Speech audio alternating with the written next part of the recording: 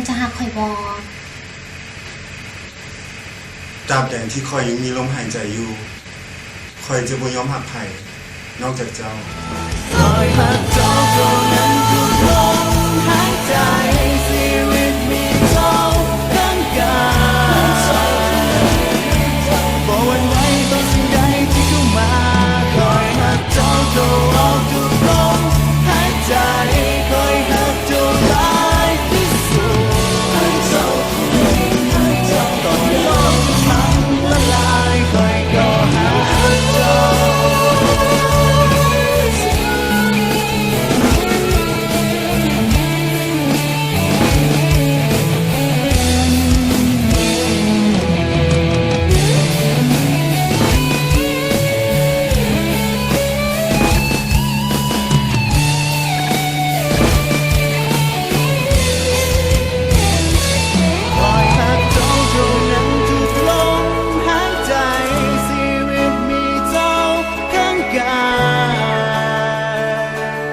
บ่หวั่นไหวต่อสิ่งใดที่เข้ามา